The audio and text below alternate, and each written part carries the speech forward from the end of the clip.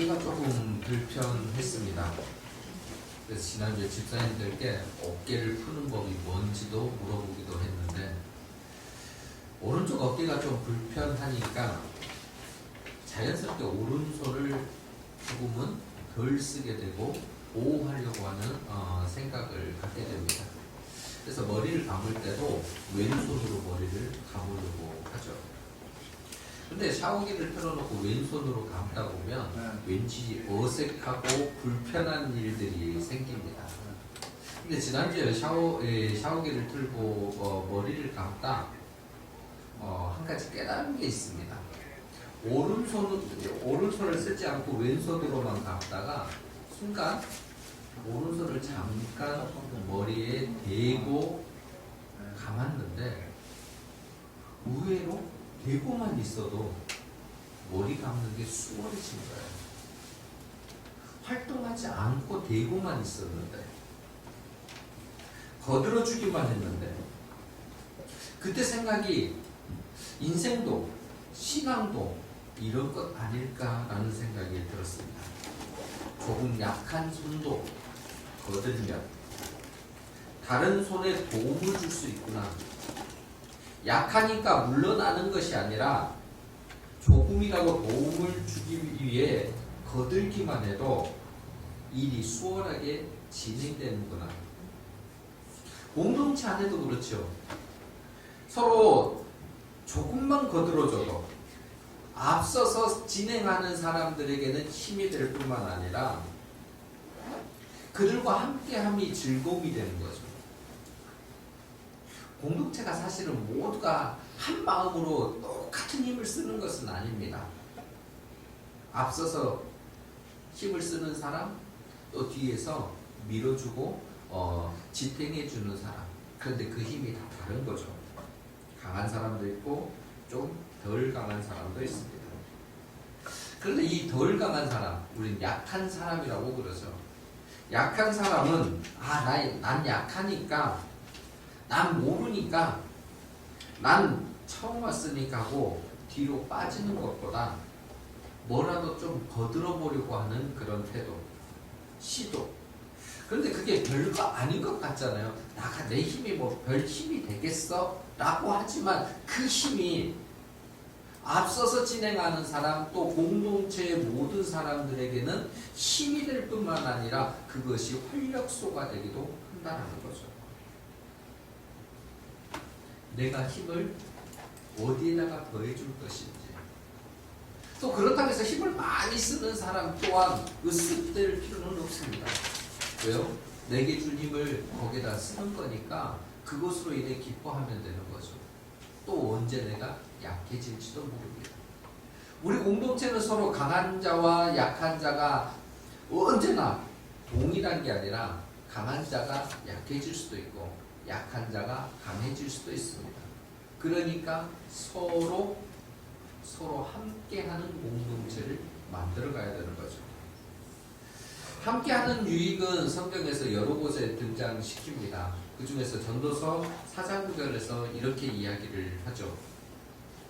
두 사람이 한 사람보다 나음은 그들이 수고함으로 좋은 상을 얻을 것이다.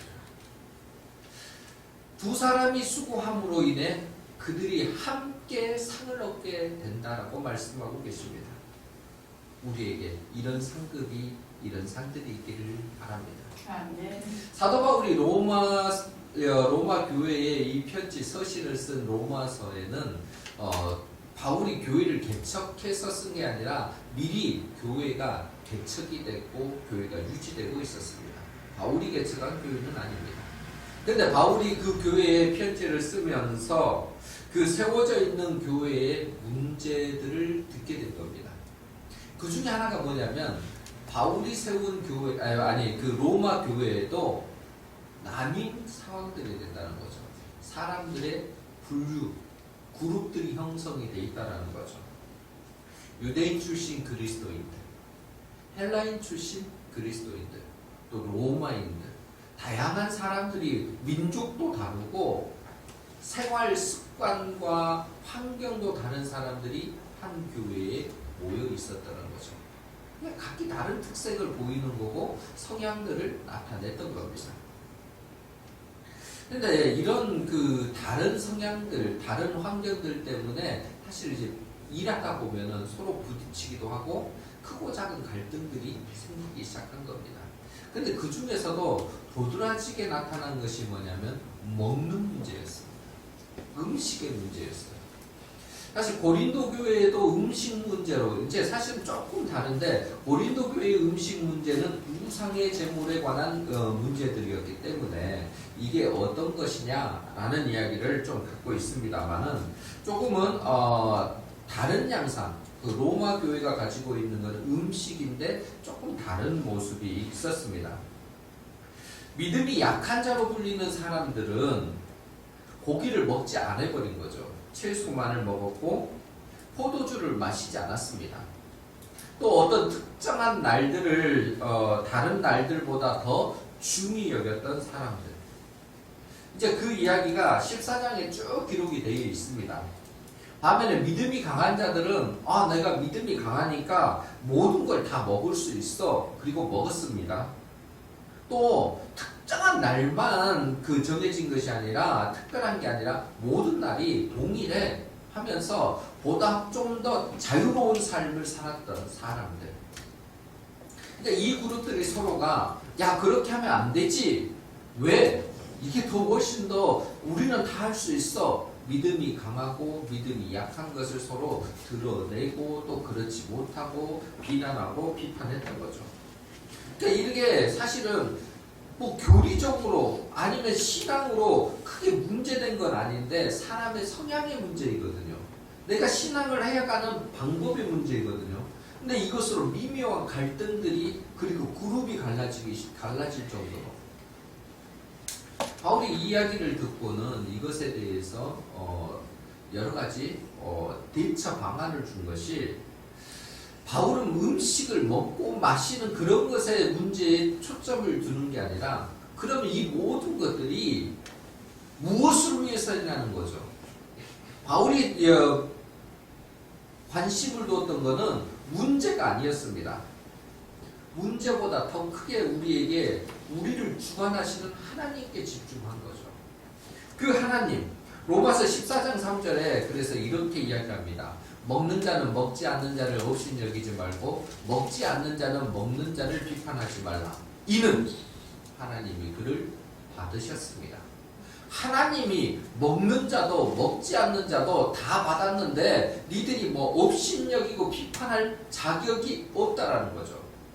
또 그리고 17절에서 이렇게 말을 합니다. 하나님의 나라는 먹는 것과 마시는 것이 아니요 오직 성령 안에 있는 의와 평강과 희락이라고 말합니다. 그러니까 먹는 거, 마시는 거, 음식 가지고 따지지 말고 성령 안에서 의와 평강과 희락이 너희 안에 있는지 없는지를 따져보라는 거죠. 왜요? 우리 주님이 우리를 받으셨고 받으신 그대로 우리가 공동체를 이룰 수 있는 은혜를 갖게 되었기 때문입니다. 그 공동체를 만드신 주님께서 기뻐하시는 것은 한 성령 안에서 우리 모두가 의와 평강과 희락을 갖는 거기 때문에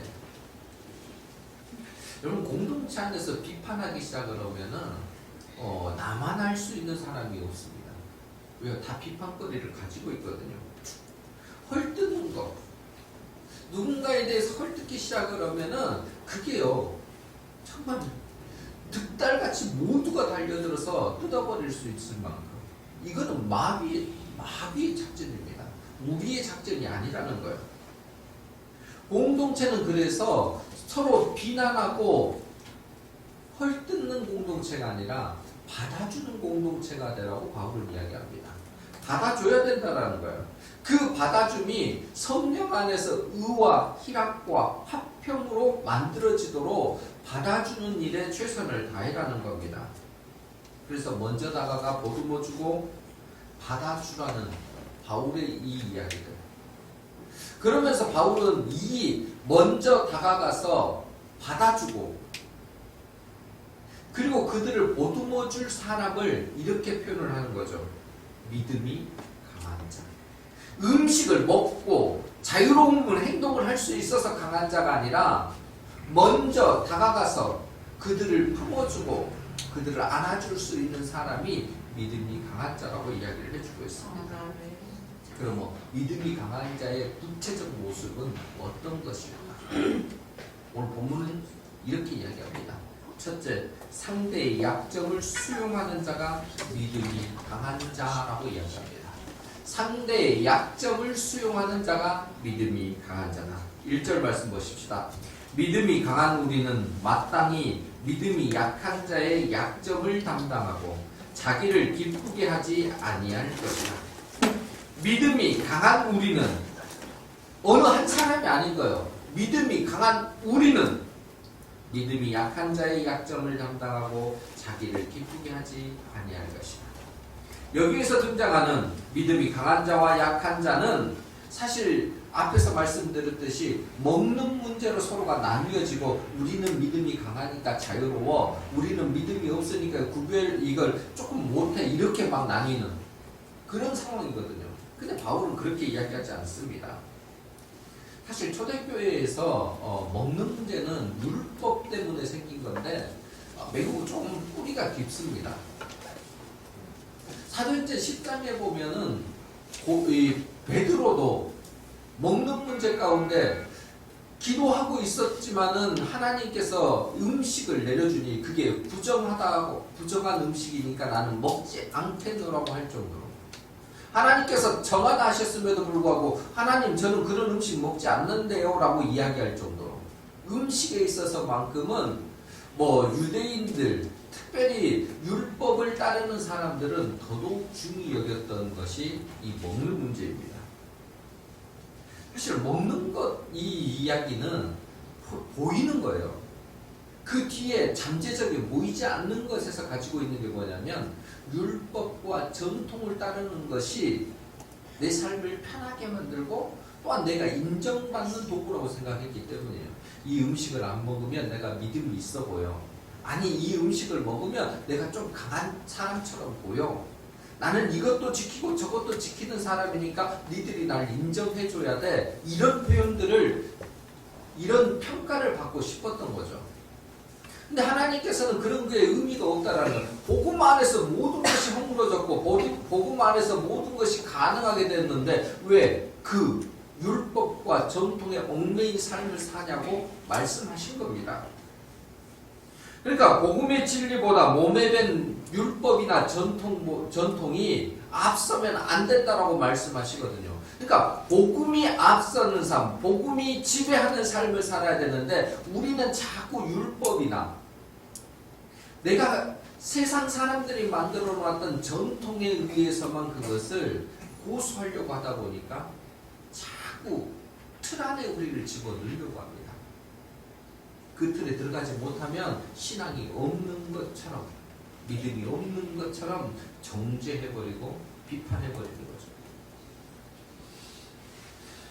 그 사람이 왜 그것을 했는지, 그가 그 일을 할 수밖에 없는 상황이 무엇이었는지를 생각하지 않습니다. 오직 뭐만요?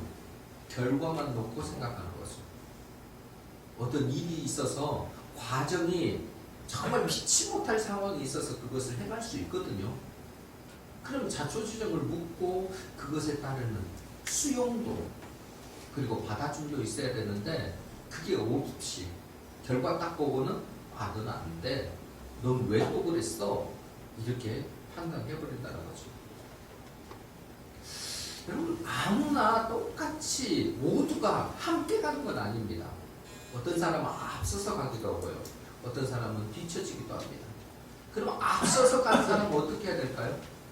걸음을 조금만 늦춰주면 됩니다. 그러면 뒤에 가는 사람이 걸음을 맞출 수 있거든요. 모두 다 똑같은 음식을 먹을 수는 없습니다. 내가 좋아하는 음식이 있고 내가 싫어하는 음식이 있고 단단한 음식이 있고 부드러운 음식이 있습니다. 내 이빨이 좋지 않는데 단단한 음식을 먹이면 어떻게 먹겠습니까? 어린 아이들에게 우리가 처음부터 단단한 음식을 먹이지는 않습니다. 이유식부터 시작하죠. 부드러운 음식부터 시작을 합니다. 그리고 조금씩 씹을 수 있는 것으로 또 딱딱한 것으로 아이의 그 식성을 바꿔줍니다. 그런데 아직 성장하지 않는 아이에게 딱딱한 음식을 주면서 먹어! 먹어! 먹어! 그러면 아이는 어떻게 할까요? 먹지 못하고 울기만 할 뿐이에요. 목청을 높여서 울기만 할 뿐이에요. 그런데 먹어! 먹어! 그러면 그게 해결이 됩니까? 아이는 더 울 뿐이죠. 우리의 신앙도 우리의 공동체도 다 마찬가지입니다. 믿음이 연약한 자들은 딱딱한 음식, 즉 말씀이 그리고 신앙의 그 걸음들이 아직 부자연스럽다라는 거예요. 온전하지 않습니다. 어려운 이야기가 나오면 귀가 저절로 닫혀버립니다. 이해가 안 가기 때문이죠. 어떤 말씀은 참 부드럽게 잘 받아들이는데 은혜스럽습니다 라고 했는데 어떤 말씀은요 상처 입었다고 말을 합니다. 왜요? 아직 딱딱하니까, 아직 힘이 드니까. 왜요? 그 말씀을 받을 준비가 안 돼 있는 걸 어떻게 해요? 그런다 해서 야 그걸로 상처 입으면 안 되지 이런 말을 할 필요가 없는 거죠. 아 아직은 연약하시구나 이해해 주시면 되는 거죠. 누가요? 강한 자가 그것을 담당해 주라고 이야기를 합니다. 강한 자, 믿음이 강한 자가 믿음이 약한 자를 대신 담당해 주라고 하는 것이 사도 바울의 이야기입니다. 그게 누구니까요? 믿음이 강한 자의 모습이니까. 그게 수용하는 자세라는 거예요. 왜 그것을 먹지 못했느냐고 받아들이지 못하느냐고 채근하고 비판하지 않습니다. 오히려 그럴 수 있구나 라고 수용해 주는 겁니다. 약한 자가 자랄 때까지 기다려 줍니다. 그 사람이 들은 말씀대로 살아갈 때까지 바라봐 줍니다. 이게 믿음이 강한 자의 모습이라는 거예요. 그러기 위해서는 우리를 좀 살펴볼 필요가 있는 거죠. 우리는 또한 어땠는지, 나 믿음이 강해 라고 말하는 우리의 그 이전 상황, 예수님을 만나기 전 상황, 아니 만날 때 상황을 보시면 됩니다. 로마서 5장 6절에 우리를 이렇게 표현합니다. 우리가 아직 연약할 때에 기약대로 그리스도께서 경건하지 않는 자를 위하여 죽으셨도다. 그러니까 우리는 연약할 때에, 뭐가 강할 때가 아니라 아직 연약할 때에 약속하신 대로 그리스도께서 경건하지 않고 죄투성이고 연약한 나를 위해 죽으셨다라는 거예요. 우리도 연약함, 경건하지 않는 그때에 예수님을 만났습니다. 근데 예수님께서 야, 너 왜 그렇게 연약해? 왜 너 경건하지 않아? 비판하지 않으셨다는 거예요. 그냥 우리 모습 그대로 수용해 주셨다는 겁니다. 그 수용해 주신 은혜가 있기 때문에 지금의 우리가 존재할 수 있었습니다. 우리도 수많은 실수와 허물, 연약함을 드러내며 여기까지 성장해 왔습니다. 그것을 기억한다면 과거의 나와 같은 모습을 가진 사람들이 보이거든 품어주십시오. 수용해 주십시오. 기다려 주십시오. 어떻게? 그들의 연약함 그대로. 그들의 연약함 그대로 받아주시라는 거예요. 그리고 할 수만 있다면 연약함 그대로 두지 말고 그 연약함을 내가 대신 담당해 주시기를 바랍니다. 그 담당해주는 모습까지 이른 사람을 믿음이 강한 자라고 이야기를 합니다. 우리 모두가 이런 믿음이 강한 자로 나서기를 주님 이름으로 간절히 부탁드립니다. 둘째, 강한 자는요, 인내와 위로가 넘치는 자가 강한 자입니다. 인내와 위로가 넘치는 자가 믿음이 강한 자입니다. 5절 말씀 보십시다. 이제 인내와 위로의 하나님이 너희로 그리스도 예수를 본받아 서로 뜻이 같게 하여 주사. 인내와 위로의 하나님이 너희로 그리스도 예수를 본받아 서로 뜻이 같게 하여 주사. 사실 믿음이 약하면 여러 문제들이 발생합니다. 여러분 인생 사는 동안에 강할 때는요 승승장구합니다. 뭐 믿음도 그렇고 생활도 그렇고 강할 때는요 거침없다라고 이야기하죠. 근데 약하니까 문제가 생기는 거예요. 몸도 약하니까 병이 드는 거고 인생도 약하니까 여러 공격을 당하는 거고요. 그래서 그 공격당하고 약한 부분들이 문제로 나타나기 시작을 하죠. 근데 이게 한 번, 두 번이 아니라 이 문제들이 종종 나타나기 때문에 쉽게 인내하기가 어렵습니다. 어쩌다 한 번 딱 나타나면은요, 참지 뭐. 참을 수 있어. 그렇지만 자꾸 약한 상태에서 공격을 당하고 그것이 드러나기 시작을 하면 쉽게 인내하기가 어렵다는 거죠. 그래서 뭐요? 오래 참지 못하면서 낙심도 빠릅니다. 그래, 내가 그렇지 뭐. 믿음이 약하다는 것이 이런 거예요. 그래서 뭐 내가 해봤자 안 되는데 뭘 안 해버려요? 그냥 시도하지 않고 머물러 버립니다. 이게 악순환이에요. 오래 참지도 못하죠. 좌절도 낙심도 빠르죠. 그러면서 시도하지 않으니까 그 실패의 자리 가운데 계속 머물게 되는 겁니다. 여러분 그렇다고 해서 그 사람들이 아무것도 하지 않는 건 아니에요. 믿음이 약한 사람들은 우리 눈에 볼 때 그냥 아무것도 안 하고 그 자리에 머물러 있는 것처럼 보일 뿐이지 나름 그 본인의 그 스스로의 모습으로 본다면 수 없는 노력들을 합니다.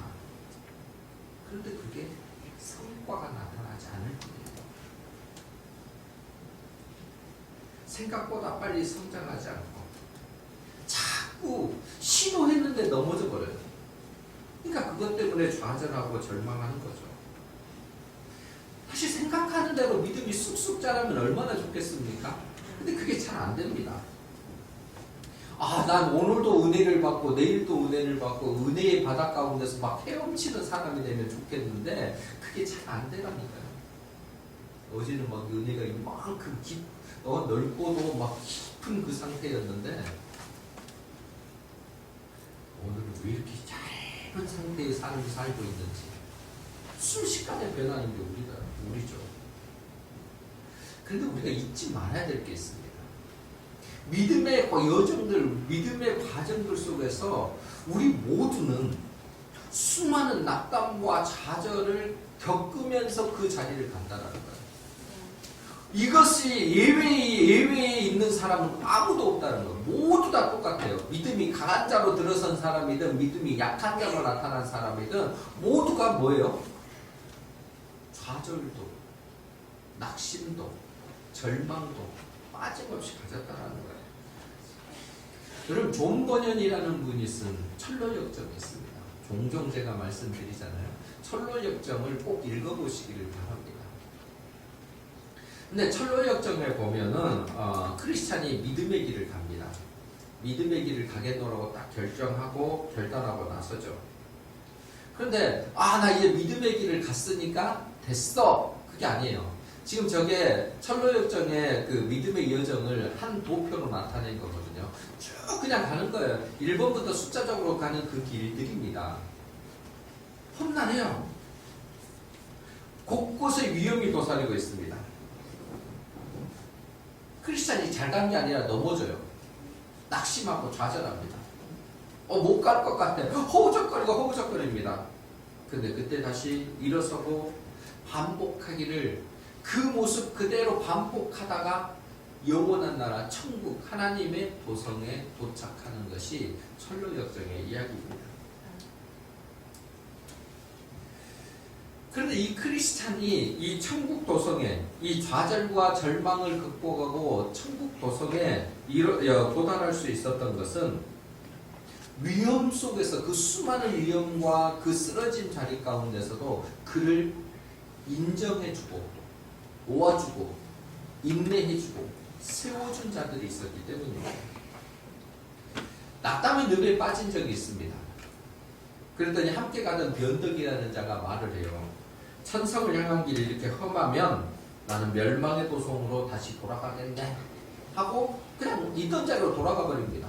그래서 혼자 가는 거예요. 같이 갔던데 변덕이랑 친구와 같이 갔는데 이게 어떻게 해 하면서 이 허우적거리고 있습니다. 낙담의 길에서 너무너무 힘들게 그 일에 소리를 지르고 있는데 그때 헬퍼라는 사람이 등장합니다. 그리고 크리스찬을 건져주면서 말을 하죠. 수많은 사람들이 순례의 길을 떠나려고 마음을 먹었다가 이러한 낙담의 늪에 빠져서 되돌아간다. 그런데 어떤 고난과 역경이 와도 천상만 바라보고 하나님의 나라만 바라보고 쭉 가면 성공할 수 있어. 도전을 주고요. 위로를 줍니다. 그런데 저기 그림에 있듯이 헬퍼 외에도 크리스찬이 순례의 길을 가는 동안에 그를 도와주고 일으켜주고 세워주고 또 격려해주고 필요한 것을 제공해준 사람은 수없이 등장합니다. 크리스찬이 말씀을 깨닫도록 해주는 해석자가 등장이 되고요. 길을 인도해주는 전도자가, 아름다운 집에서 안식을 누리도록 도와주는 신중과 분별과 경건과 자선의 이름을 가진 사람들, 믿음의 동역자인 믿음씨와 천성을 향하는데 끝까지 동행해준 소망씨까지 수많은 사람이 크리스찬 옆에서 돕고 도와줍니다. 생각해보면 우리도 그렇죠. 우리도 이 자리에 있게끔 스스로 나 혼자 이렇게 서는 게 아니죠. 나를 도와준 수많은 사람들이 있습니다. 그들은 때로는 해석자로, 전도자로, 믿음, 소망, 각가지 이름들로 우리 주변에 있었음을 기억하셔야 합니다. 그들이 우리 곁에서 정죄하고 비난하고 우리를 무너뜨려고 했다면 우리는 이 자리에 없었을 겁니다. 그런 우리를 위로하고 격려하고 세워준 사람들이 있었기 때문에 지금의 내가 존재하는 겁니다. 실패하고 또 실패했음에도 또 그 실패를 지적하지 않고 오랫동안 참아준 사람들, 그들이 있었기에 우리는 지금 여기에 있게 된 겁니다. 우리 주님도 그러셨습니다. 제자들을 보실 때 얼마나 한심스러웠을까요? 3년 동안이나 먹고 자고 가르치고 뭐 이거 다 하셨잖아요. 말씀을 가르치고 깨닫게 해주셨습니다. 그런데요, 쉽게 변하지 않는 제자들을 보면서 예수님도 얼마나 답답하셨을까요? 이제 곧 십자가를 지셔야 되는데 이것들이 제대로 변화되면 좋겠는데 그렇게 되지 않았습니다. 십자가의 길을 막 다시 이제 얼마 남지 않는 그 길에요. 엉뚱한 이야기를 하고 있을 때 예수님의 속은 답답할 정도가 아니라 터질 지경이 되셨을 겁니다. 그런데도 예수님은 그들을 인내해 주셨습니다. 참아주신 거죠. 견뎌주셨습니다. 제자들만 그렇습니까? 제자들만 엉뚱하고 제자들만 성장이 더디고 제자들만 못 알아듣고 못 깨닫습니까? 우리는요? 우리는 어떻습니까? 오히려 제자들보다 더한 자들이 우리 아닙니까? 그런데 예수님께서 그렇게 참아주시면서 우리도 그 과정을 거치고 있는 자이고 다시금 일어설 수 있는 자들이 될 것입니다. 낙담한 자들에게 예수님은 십자가에서 도망간 제자들에게 디베랴 바닷가에까지 가서 그들에게 음식을 주시면서 위로해 주셨습니다. 그리고 다시금 힘을 주셨던 거죠. 그게 믿음이 강한 예수님의 모습이고 또 우리가 따라야 될 모습이기도 합니다. 공동체 안에서 우리가 여러 훈련들을 합니다마는 사실 만족스러운 성장이 다 일어나면 얼마나 좋겠습니까? 그런데 그게 잘 안 일어날 때도 있습니다. 근데 분명한 건요, 더디지만 움직여지고 있다는 것. 그게 눈에 확 띄진 않지만 서서히 우리는 변화되고 있다는 사실. 이럴 때 우리가 해야 될 게 뭐겠습니까? 기다리고 인내하며 격려하는 것입니다. 기다려주고 인내하고 격려하는 것. 평가하고 결론을 내리고 싶지만 이제 그것을 잠깐 유보하십시다. 때로는 보기에 못마땅스럽고 말할 입이 근질근질거려서 하고 싶은 말이 있지만 우리 주님이 우리를 보고 참아주신 것처럼 우리도 참아주십시다. 그때 그 안에서 하나님의 사람들이 자라게 됩니다. 우리의 인내와 위로는 하나님의 역사를 기대하는 시간이 될 겁니다. 반드시 기다리는 자에게 하나님께서 온전케 하시는 은혜를 허락해 주십니다. 우리 모두 인내와 위로가 넘치는 믿음이 강한 자가 되시기를 바랍니다. 이처럼 우리가 믿음이 강한 자, 약한 자를 서로 보듬어주는 사람, 인내해주고 위로해주는 공동체를 만들 때 나타나는 모습이 있습니다. 바로 한 마음과 한 입으로 하나님께 영광을 돌리는 겁니다. 6절과 7절 말씀입니다. 한 마음과 한 입으로 하나님 곧 우리 주 예수 그리스도의 아버지께 영광을 돌리게 하려 하노라. 그러므로 그리스도께서 우리를 받아 하나님께 영광을 돌리신과 같이 너희도 서로 받으라. 그리스도께서 우리를 받으십니다. 그래서 하나님께 영광을 돌리셨는데 우리에게도 서로 받으라고 명령하십니다. 우리가 다 받았어요. 서로를 받아줬습니다. 위로하고 격려해서 받아줬더니 나타나는 게 뭐예요? 한 마음과 한 입을 가지고 하나님을 찬양하게 됐다는 겁니다. 한 마음이 뭘까요? 나뉜 감정이 아니라 일치된 마음 아닙니까? 공통된 마음입니다. 그 마음으로 다른 걸 하는 게 아니라 우리 잘났지, 우리 잘했지 막 이런 게 아니라 하나님 영광 받으십시오 하는 거죠. 예수 그리스도 안에서 새롭게 태어난 우리 모든 자녀들이, 하나님의 백성들이, 하나님의 아들과 딸들이 한 마음이 돼서 하나님께 영광의 찬송을 올려드리는 것. 이 영광의 찬송을 올려드릴 때 하나님께서 그것을 기쁘게 받으실 뿐만 아니라 그것을 인정해 주신다는 사실입니다. 우리 모두 서로 다른 환경과 삶의 자리, 삶을 살아가는 방식이 다 다릅니다. 그래서 사회는 계속 불협화음이 될 수밖에 없습니다. 그런데 놀랍게도 교회 공동체는 하나가 될 수 있습니다.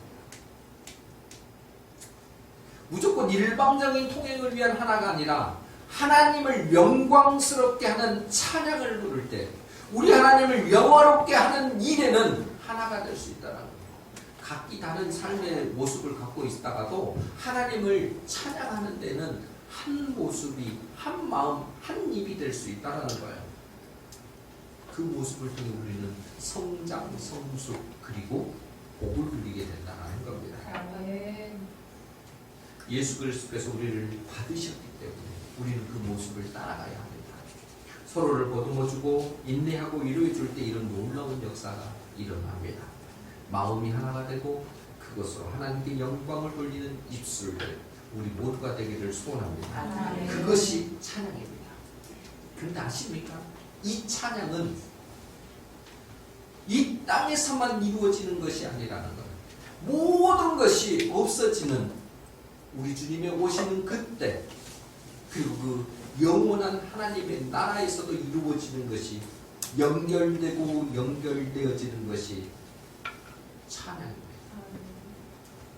우리가 요한계시록 5장 13절 말씀 보시면 내가 또 들으니 하늘 위에와 땅 위에와 땅 아래와 바다 위에와 또 그 가운데 모든 피조물이 이르되 보좌에 앉으신 이와 어린 양에게 찬송과 존귀와 영광과 권능을 세세토록 돌릴지어다 하니. 그러니까 예수님이 오셔서 재림으로 다시 오신 그 주님 앞에 모든 하늘, 땅, 땅 아래, 바다 상관없이 그 가운데 있는 모든 피조물들이 영광의 하나님과 예수 그리스도께 찬송을 올리고 있다는 거죠. 19장 5절 보좌에서 음성이 나서 이르시되 하나님의 종들 곧 그를 경외하는 너희들아 작은 자나 큰 자나 다 우리 하나님께 찬송하라 하더라. 하나님의 보좌 앞에서 일어나는 일들이 큰 자나 작은 자나 상관없이 모두가 다 하나님께 찬송하라는 거예요. 이게 영원토록 가져야 될 우리가 한 마음 한 입으로 불러야 될 찬양의 모습이죠. 공동체가 해야 될 가장 위대한 모습입니다. 이게 하나된 공동체이며 한 마음으로 올려드려야 될 찬송의 이름이기도 합니다. 사랑하는 성도 여러분, 우리 모두는 영원한 나라, 하나님의 나라를 향해 가는 순례자들, 그리고 믿음의 동역자들입니다. 복되고 복된 길을 가는 길에 있어서 어떤 분은 믿음이 강함으로, 어떤 분은 믿음이 약함으로 나타날 수 있습니다. 하지만 우리 모두는 하나님 나라를 함께 들어가야 되는 사람들입니다. 우리가 이것을 기억한다면 서로의 연약함과 부족함이 보이더라도 비난할 것이 아니라 조금이라도 믿음이 강한 자라고 생각되시는 분이 있거든 약한 자를 보듬어주고 그것을 내가 책임져주는 삶으로, 그것을 먼저 보듬어주는 삶으로 나가시기를 바랍니다.